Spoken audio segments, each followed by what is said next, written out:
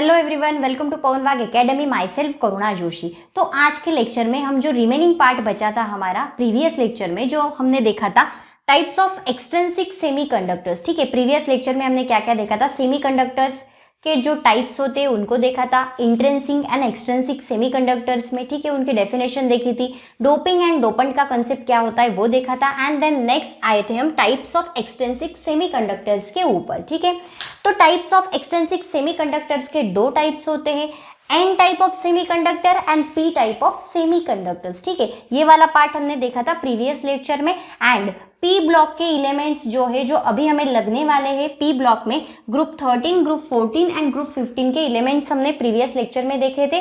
And short में हमने N type and P type का मतलब क्या होता है वो देखा था इन एलिमेंट्स के थ्रू। ठीक है, तो ये वाला पार्ट हमने प्रीवियस लेक्चर में कवर किया था। आज के पार्ट में जो N type and P type में जो डायग्रामेटिक वे है वो हम अभी पढ़ने वाले हैं। ठीक है, जो बचा था हमारा N type and P type के लिए। ठीक है, तो उसकी डायग्राम्स कैसे होती है एक्चुअल में, ये वाला कंसेप्ट अंडरस्टैंड करने के लिए अभी हम डायग्रामेटिक वे देखेंगे N type and P type of semiconductors के लिए। ठीक है, तो चलिए देखते हैं एन टाइप ऑफ सेमीकंडक्टर्स में उसके डायग्राम कैसे हैं।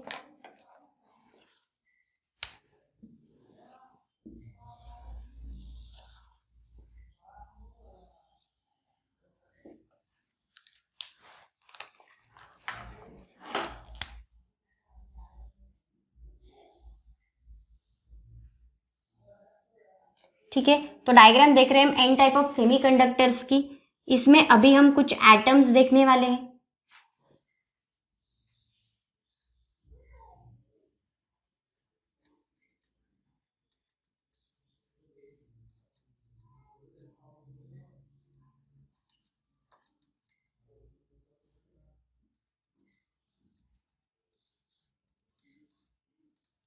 ठीक है, एटम्स निकाल लिए हमने एन टाइप ऑफ सेमीकंडक्टर्स में। देन हमें पता होता है कि एटम्स के जो आसपास होते हैं क्या होते हैं भाई, इलेक्ट्रॉन्स होते हैं एटम्स के आसपास। ठीक है, तो इलेक्ट्रॉन्स को भी हम इंडिकेट कर देते हैं।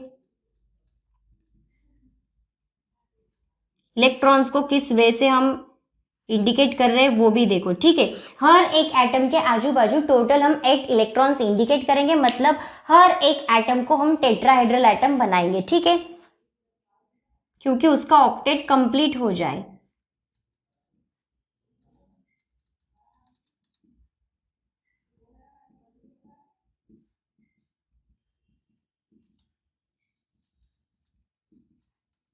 ठीक है, तो हर एक एटम के आसपास हमने टोटल 8 इलेक्ट्रॉन्स लिख दिए, मतलब उस एटम को हमने टेट्राहेड्रल एटम बना दिया। अभी देखो जो एटम्स हमने लिए हैं वो एटम से आपके ग्रुप 14 में से सिलिकॉन का एटम। ठीक है, यहाँ पे देखते हैं हम एग्जांपल सिलिकॉन का। तो यहाँ पे मेंशन करेंगे हम सिलिकॉन का एटम को।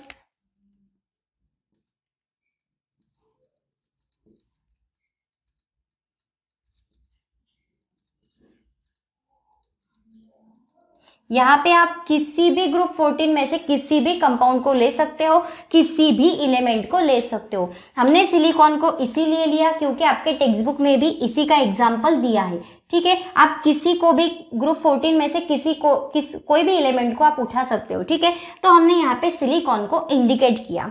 तो यहाँ पे एन टाइप ऑफ सेमीकंडक्टर्स में हमने पढ़ा था कि एन टाइप मतलब क्या होता है, निगेटिव होता है। ठीक है, इसके लिए ये वाला पार्ट देखने से पहले आप थोड़ा सा प्रीवियस लेक्चर को भी देख के आओ, तभी ये वाला कंसेप्ट, ये वाला पार्ट आपको अंडरस्टैंड होगा। ठीक है, नहीं तो ये नहीं अंडरस्टैंड होगा, क्योंकि हम जो रिमेनिंग पार्ट हमने देखा था एलिमेंट्स का प्रीवियस लेक्चर में, अभी उसको हम कंप्लीट कर रहे हैं। तो इसीलिए ये पार्ट अंडरस्टैंड करने के लिए थोड़ा सा प्रीवियस लेक्चर को भी देख के आओ भाई। ठीक है, तो यहाँ पे हमने एन टाइप ऑफ सेमीकंडक्टर्स का जो शॉर्ट में कंसेप्ट देखा था, तो उसमें हमने पढ़ा था एन मतलब होता है निगेटिव, एन रिप्रेजेंट करता है निगेटिव को। ठीक है, देन निगेटिव में क्या होता है भाई, निगेटिव चार्ज जब जनरेट होता है तब यहाँ पे एक सेकेंड, तो यहाँ पे इलेक्ट्रॉन्स जो निगेटिव टाइप है हमारा, जब निगेटिव चार्ज जनरेट होता है तब यहाँ पे इलेक्ट्रॉन्स लेस नहीं होते, इलेक्ट्रॉन्स एक्स्ट्रा हो जाते हैं। ठीक है, यहाँ पे थोड़ा करेक्ट कर लो, इलेक्ट्रॉन एक्स्ट्रा हो जाते हैं जब ग्रुप 15 से एलिमेंट ग्रुप 14 में आते हैं।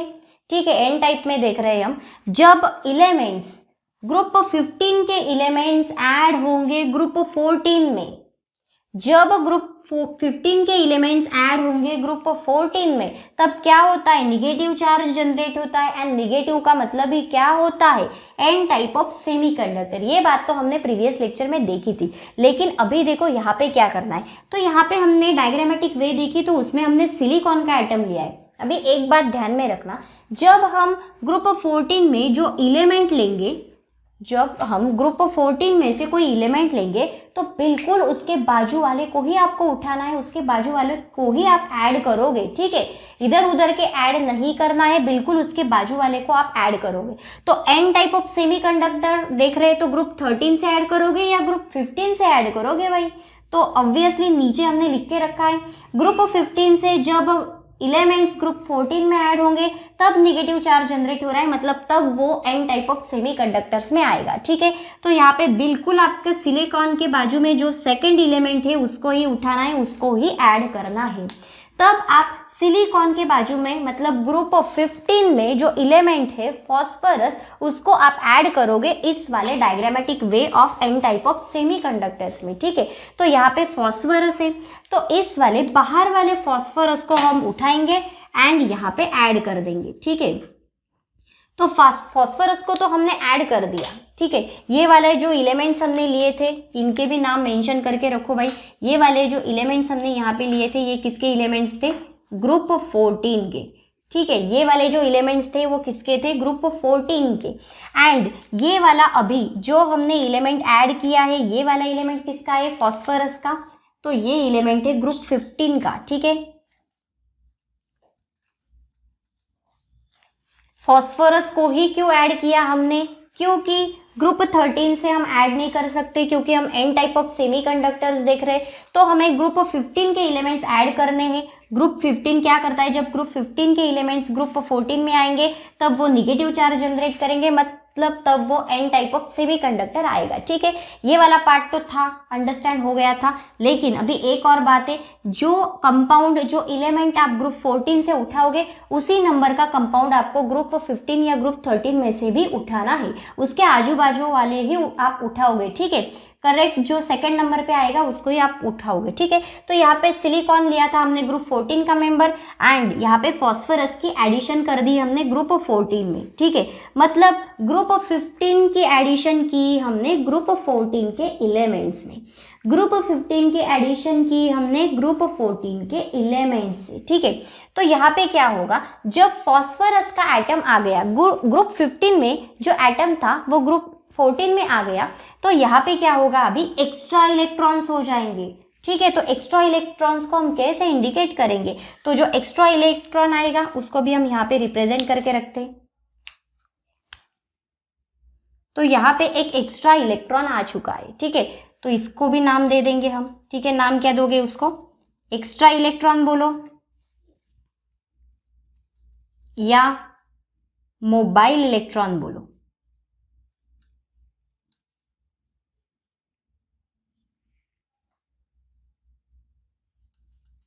ठीक है। तो ये वाली डायग्राम थी हमारी एन टाइप ऑफ सेमीकंडक्टर्स में। बहुत सीधा साधा कंसेप्ट था।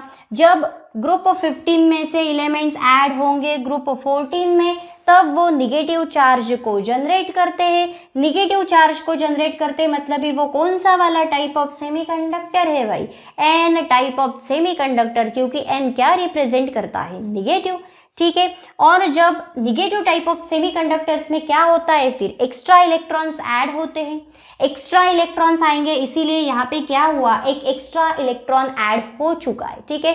तो ये वाला पार्ट था एन टाइप ऑफ सेमीकंडक्टर्स में। Then diagrammatic way P type of semiconductors का भी देख लेते हैं।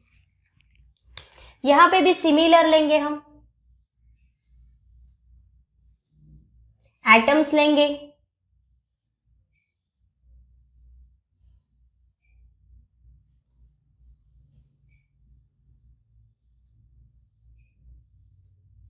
एटम्स लिए हमने, ठीक है। यहाँ पे भी सिमिलर एटम्स लिए। एटम के आजू बाजू क्या करना है, इलेक्ट्रॉन्स की एडिशन करनी है, टेट्राहेड्रल बनाना है उन एटम्स को, ठीक है।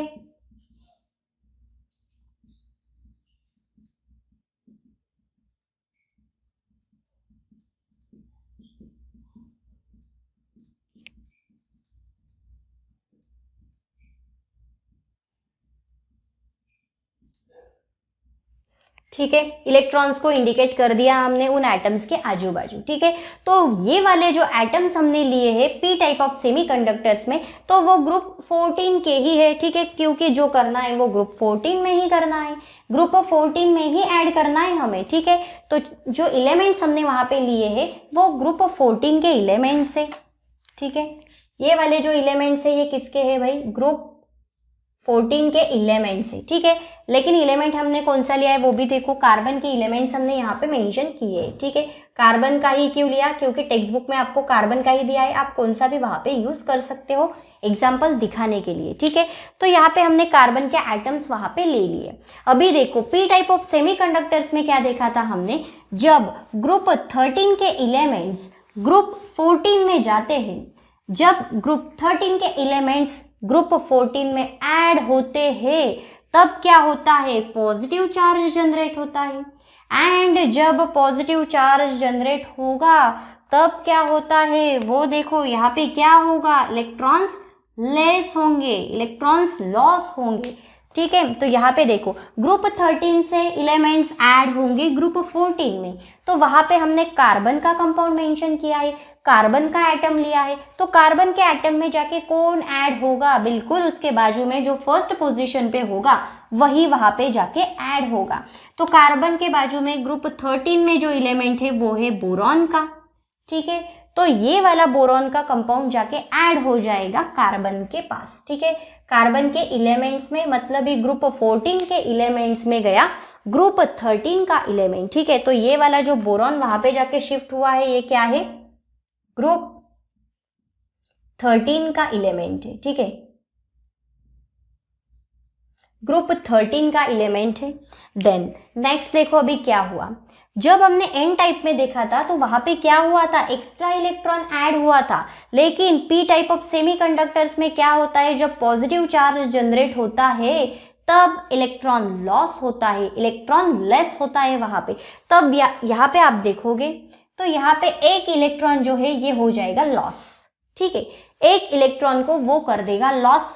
देन एक इलेक्ट्रॉन लॉस होने की वजह से वहां पे क्या होगा, होल क्रिएट हो जाएगा यहाँ पे। ठीक है, क्या क्रिएट हुआ, होल क्रिएट हुआ, ये है होल।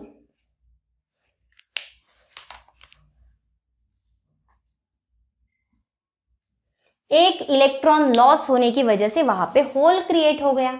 ठीक है, तो ये था हमारा P type of semiconductor and N type of semiconductor. Diagrammatic way में हमने देख लिया कि एक्चुअल में क्या होता है, जब ग्रुप 13 के एलिमेंट ग्रुप 14 में ऐड होंगे तब वो आएगा पॉजिटिव टाइप में, मतलब P type of semiconductor. And जब ग्रुप 15 का एलिमेंट ग्रुप 14 में जाके ऐड होगा तो वो आएगा एन टाइप ऑफ सेमीकंडक्टर, मतलब ही निगेटिव चार्ज आएगा, जहां पे निगेटिव चार्ज जनरेट होगा तो वो होगा पॉजिटिव। जब निगेटिव चार्ज जनरेट हो रहा है तो वो है आपका एन टाइप, एंड जब पॉजिटिव चार्ज जनरेट हो रहा है तो वो है आपका पी टाइप ऑफ सेमीकंडक्टर। तो यहाँ पे डायग्रामेटिक वे तो हमने देख लिया, लेकिन अभी एक और बात हमें देखनी है एन टाइप ऑफ सेमीकंडक्टर में and P type of semiconductor में, जो है बैंड गैप का। ठीक है, तो दोनों का बैंड गैप भी देख लेते हैं, उसकी जो बैंड गैप की जो डायग्राम दी है वो भी हम देख लेते हैं।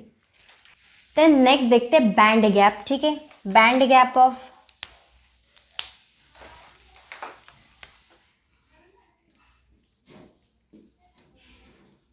बैंड गैप देखते हैं एन टाइप ऑफ सेमीकंडक्टर्स में बैंड गैप की डायग्राम। ठीक है, डायग्राम देखो कैसी आती है।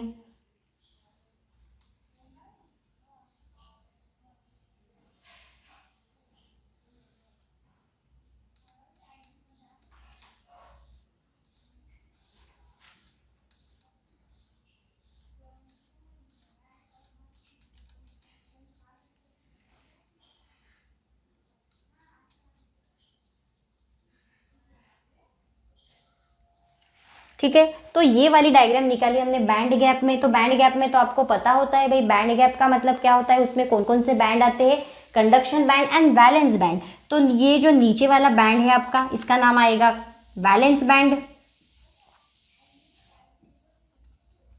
एंड जो ऊपर वाला बैंड है उसका नाम क्या आता है, कंडक्शन बैंड। ठीक है, ऊपर वाला है आपका कंडक्शन बैंड, नीचे वाला है आपका वैलेंस बैंड। एंड ये जो बीच में है, ठीक है, मतलब जो कंडक्शन बैंड में जो माइनर पार्ट है, तो वो क्या है पता है, इलेक्ट्रॉन्स है, एक्स्ट्रा इलेक्ट्रॉन्स, ठीक है, एक्स्ट्रा इलेक्ट्रॉन्स, ठीक है। कंडक्शन बैंड में कुछ इलेक्ट्रॉन्स गए, कुछ एक्स्ट्रा के इलेक्ट्रॉन्स गए हैं। तो हमने एन टाइप में क्या पढ़ा था भाई, जब ग्रुप 15 से एलिमेंट ग्रुप 14 में ट्रांसफर होते हैं तब क्या होता है, निगेटिव चार्ज तो जनरेट होता है, उसके साथ साथ क्या होता है, एक्स्ट्रा इलेक्ट्रॉन्स आ जाते हैं। डायग्रामेटिक वे में भी हमने देखा था कि एक्स्ट्रा इलेक्ट्रॉन ऐड हुआ था फॉस्फोरस के एडिशन की वजह से, ठीक है। सिलिकॉन, जब प्योर सिलिकॉन जब डोप हुआ था फॉस्फोरस से, मतलब ही जब हमने फॉस्फोरस को ऐड किया था सिलिकॉन के अंदर, ठीक है, मतलब ही सिलिकॉन को हमने डोप किया था इम्प्योरिटी ऑफ फॉस्फोरस से, तब क्या हुआ था, वहां पे एक्स्ट्रा का इलेक्ट्रॉन ऐड हुआ था। तो यहाँ पे भी क्या हो रहा है, एक्स्ट्रा इलेक्ट्रॉन्स ऐड हो रहे हैं, इसीलिए ये वाली जो बैंड गैप की डायग्राम है ये किसकी है, एन टाइप ऑफ सेमीकंडक्टर्स की, क्योंकि यहाँ पे क्या आ रहा है, एक्स्ट्रा इलेक्ट्रॉन्स आ रहे हैं, ठीक है। तो ये वाला बैंड गैप का कंसेप्ट था एन टाइप ऑफ सेमीकंडक्टर्स में। And P type of semiconductors में बैंड गैप का कंसेप्ट क्या होता है, उसकी डायग्राम कैसी आती है वो देखते हैं।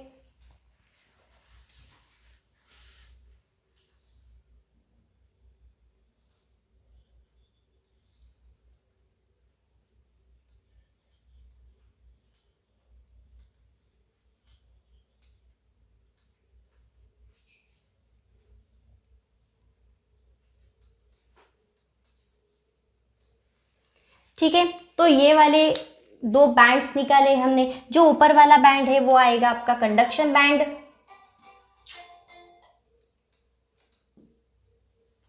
जो नीचे वाला बैंड है उसका नाम आएगा वैलेंस बैंड, एंड ये जो बीच में जो स्पेस है, ठीक है, वैलेंस बैंड में जो ऊपर वाला एम्प्टी स्पेस आया है तो वहां पे क्या हुआ है, इलेक्ट्रॉन्स लॉस हुए वहां से, ठीक है। वैलेंस बैंड में तो नीचे से वो फिल्ड था, लेकिन ऊपर के पार्ट में वो एम्प्टी हो चुका है, तो वहां पे क्या हुआ, इलेक्ट्रॉन्स लेस हुए, ठीक है, लॉस हुए हैं। तो यहाँ पे क्या लिखेंगे हम, लेस इलेक्ट्रॉन्स,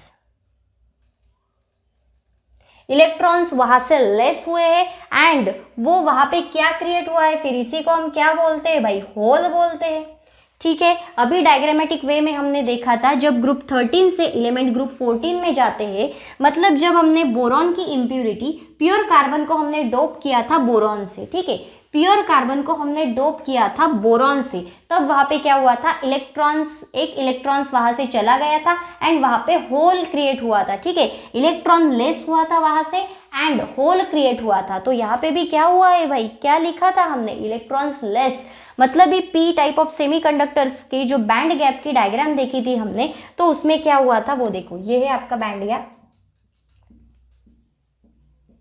तो जो ये हमने बैंड गैप देखा तो वहां पे क्या हुआ है, ऊपर वाला जो वैलेंस बैंड था, तो ऊपर वाला जो पार्ट था वैलेंस बैंड का, तो वो एम्प्टी हो चुका है, वहां पे इलेक्ट्रॉन्स नहीं है, वहां से इलेक्ट्रॉन मिस हो चुके, चले गए, और इलेक्ट्रॉन चले जाने की वजह से वहां पे होल क्रिएट हो चुका है, ठीक है।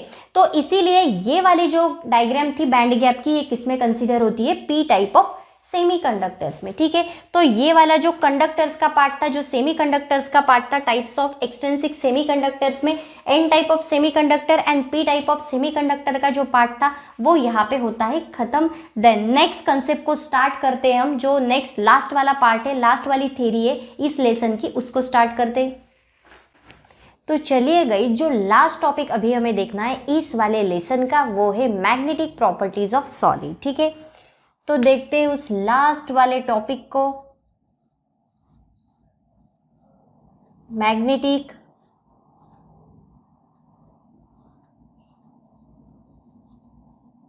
प्रॉपर्टीज ऑफ सॉलिड, ठीक है, मैग्नेटिक प्रॉपर्टीज ऑफ सॉलिड। तो सबसे पहले जो बेसिक वाला पार्ट हमें पता होना चाहिए मैग्नेटिक प्रॉपर्टीज ऑफ सॉलिड के लिए, वो देखते कि मैग्नेटिक प्रॉपर्टी जो है वो कैसे प्रोड्यूस होती है, जो मैग्नेटिज्म होता है वो कैसे प्रोड्यूस होता है, तो वो देखते, ठीक है। तो सबसे पहला वाला पॉइंट यहाँ पे मेंशन करेंगे हम, मैग्नेटिक प्रॉपर्टी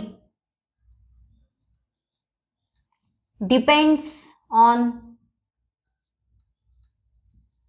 इलेक्ट्रॉन्स, ठीक है। सबसे पहला वाला पॉइंट है कि जो मैग्नेटिक प्रॉपर्टी अभी हम देखने वाले ये डिपेंड करती है, इंपॉर्टेंट बात है, ठीक है। मैग्नेटिक प्रॉपर्टी डिपेंड करती है इलेक्ट्रॉन्स के ऊपर, ठीक है। अभी देखते हैं सेकेंड पॉइंट में कि इलेक्ट्रॉन्स वर्किंग क्या करते हैं। Electrons spin on their own axis, ठीक है। मैग्नेटिक प्रॉपर्टी डिपेंड करते हैं इलेक्ट्रॉन्स के ऊपर, एंड वो वाले इलेक्ट्रॉन्स, मतलब ये वाले जो इलेक्ट्रॉन्स होते हैं जिनके ऊपर मैग्नेटिक प्रॉपर्टी डिपेंड करते हैं, ये वाले इलेक्ट्रॉन्स क्या करते हैं, स्पिनिंग करते हैं, ठीक है। स्पिनिंग करते मतलब वो राउंड करते, स्पिन करते खुद के ऊपर, ठीक है, ओन एक्सिस में, ठीक है। ओन एक्सिस में वो स्पिनिंग करते रहते हैं। देन नेक्स्ट पॉइंट में लिखेंगे हम, जो इलेक्ट्रॉन्स होते हैं मतलब स्पिनिंग करेंगे वो एक दूसरे के ऊपर, तो स्पिनिंग ऑफ इलेक्ट्रॉन्स की वजह से क्या होता है, spinning of electrons produce magnetic field, ठीक है। जो इलेक्ट्रॉन स्पिनिंग होने वाले हैं ओन एक्सिस में, उसकी वजह से वहां पे क्रिएट होगा मैग्नेटिक फील्ड, ठीक है। स्पिनिंग ऑफ इलेक्ट्रॉन्स की वजह से वहां पे क्रिएट होता है magnetic field. Then next point देखते हैं, next point, unbalance spin exhibit the magnetism, ठीक है। तो ये वाला जो पॉइंट है ये और इंपॉर्टेंट पॉइंट है। जो अनबैलेंस स्पिन होता है उसके अंदर में क्या होता है, मैग्नेटिज्म प्रेजेंट होता है। तो अनबैलेंस स्पिन का मतलब क्या होता है वो देखो। अनबैलेंस स्पिन का मतलब ही होता है अनपेयर्ड इलेक्ट्रॉन्स, ठीक है। अनपेयर्ड इलेक्ट्रॉन्स और पेयर्ड इलेक्ट्रॉन्स का जो कंसेप्ट है वो समझ लो।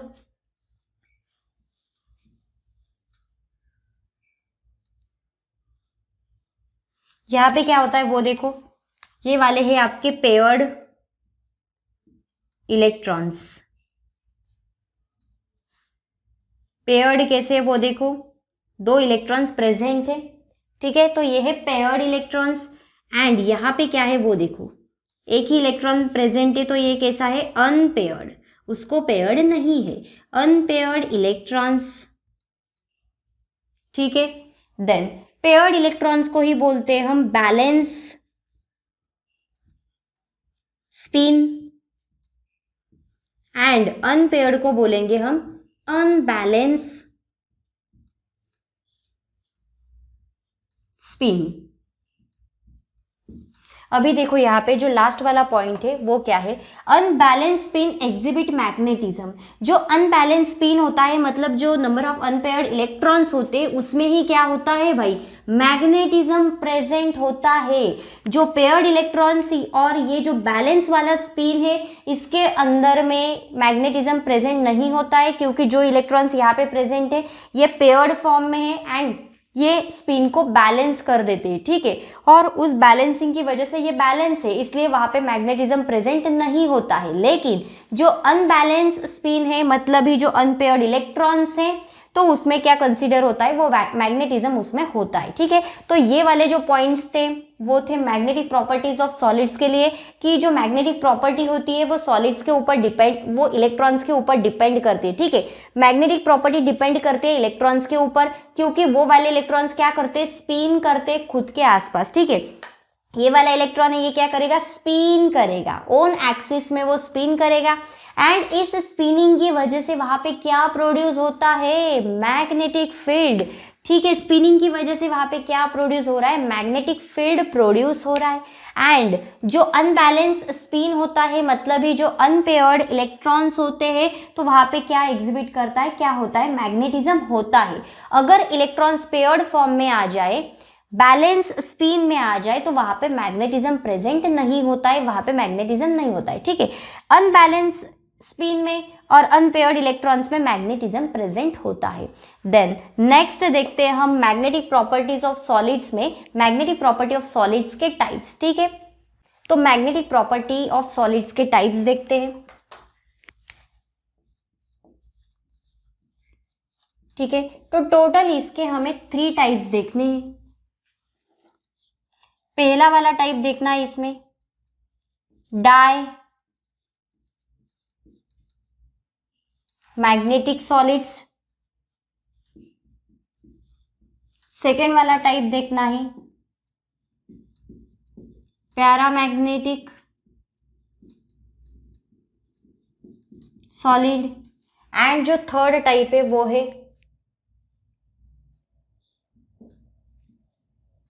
फेरो मैग्नेटिक सॉलिड। ठीक है। टोटल हमें 3 टाइप्स देखने हैं। जो सबसे पहला वाला टाइप है वो है डायमैग्नेटिक टाइप, सेकेंड टाइप है paramagnetic type and third type देखना है हमें इसके अंदर में वो है फेरोमैग्नेटिक टाइप। ठीक है, फेरोमैग्नेटिक सॉलिड। तो चलिए देखते हैं एक एक के बारे में। तो सबसे पहला वाला पॉइंट जो हम देखने वाले हैं वो है यहाँ पे द सब्सटेंस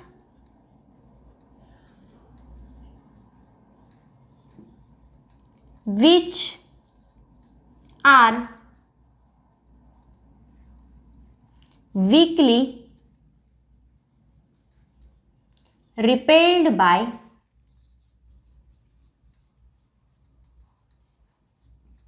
मैग्नेटिक फील्ड। ठीक है, तीनों के अंदर में सबसे पहले फर्स्ट पॉइंट लिख लेते फिर उसको अंडरस्टैंड करेंगे। ठीक है, the substance which are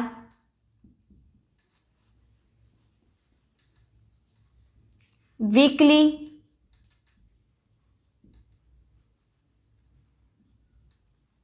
attracted, the substance which are weakly attracted by magnetic field. And ferromagnetic में क्या होता है वो देखो यहाँ पे द सब्सटेंस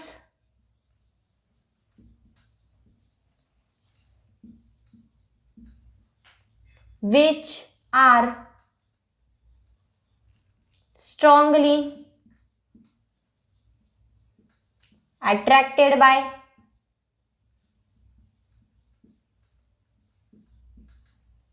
मैग्नेटिक फील्ड। ठीक है, सबसे पहला वाला पॉइंट तो हमने लिख लिया भाई। अभी उसको हम समझ लेते हैं कि एक्चुअल में क्या क्या कहना है इन पॉइंट्स में। जो सबसे पहला वाला पॉइंट है डायमैग्नेटिक सॉलिड, उसमें हमने लिखा है the substance which are weakly repelled by the magnetic field. मतलब जो कोई सब्सटेंस होता है लाइक दिस, अभी यहाँ पे समझ लो ये है मैग्नेटिक फील्ड। ठीक है, एंड ये है आपका सब्सटेंस। तो यहाँ पे डायमैग्नेटिक में क्या होता है, जब ये वाला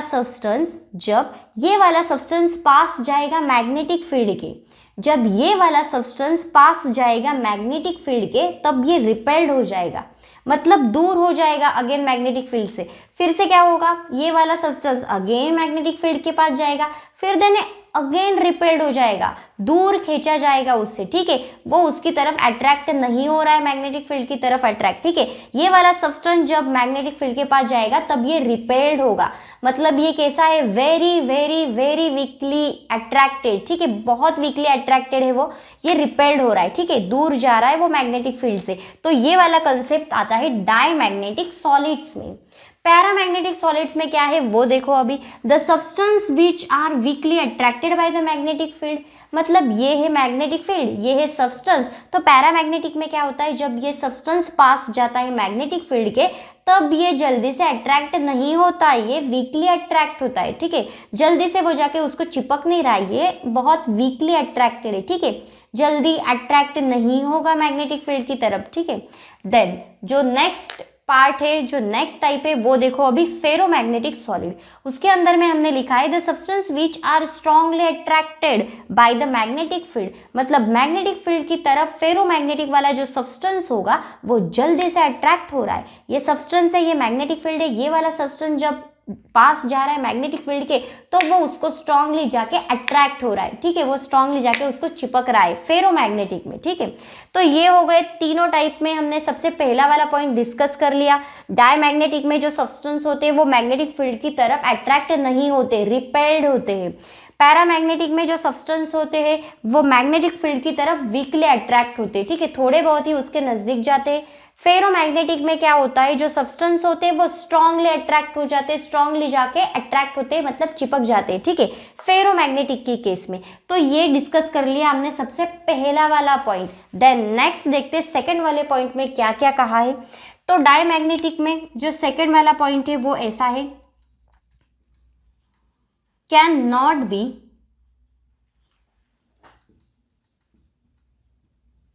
magnetise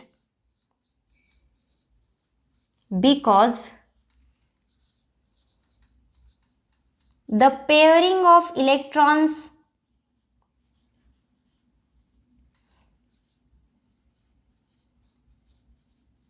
balance the spin।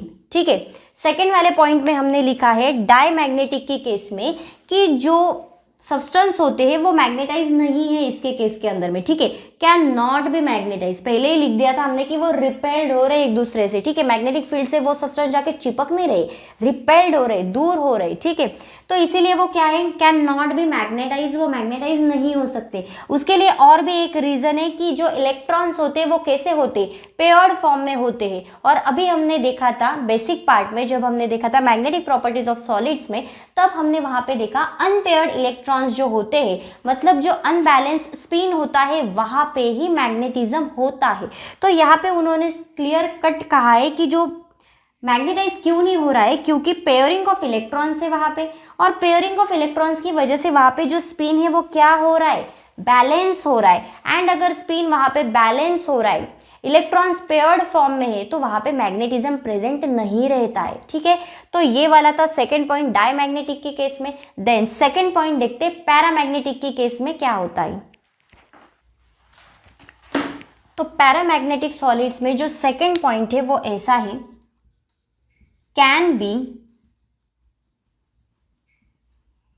Magnetise, ठीक है, ये मैग्नेटाइज होते हैं, कैन बी मैग्नेटाइज, बट इनके लिए भी कोई कंडीशन है यार, can be magnetize but only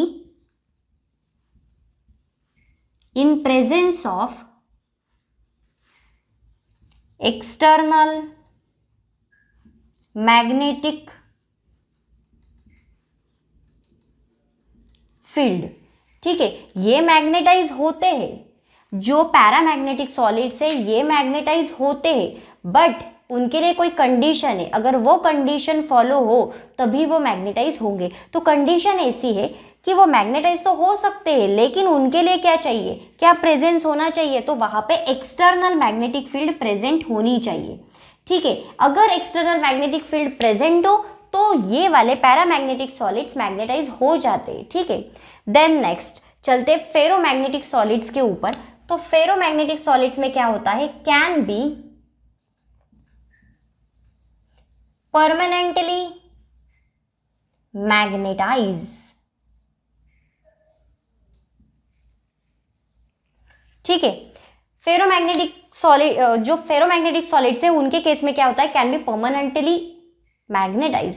अगर यहाँ पे जब हम देखें पैरामैग्नेटिक में, ये भी मैग्नेटाइज थे, वो भी मैग्नेटाइज है, लेकिन डिफरेंस क्या है दोनों के अंदर में, जो पैरामैग्नेटिक होते हैं वो मैग्नेटाइज तो होते हैं, लेकिन क्या कंडीशन है उनके लिए, only in presence of external magnetic field. अगर एक्सटर्नल मैग्नेटिक फील्ड प्रेजेंट हो तभी पैरामैग्नेटिक सॉलिड मैग्नेटाइज हो सकते हैं, नहीं तो नहीं हो सकते भाई।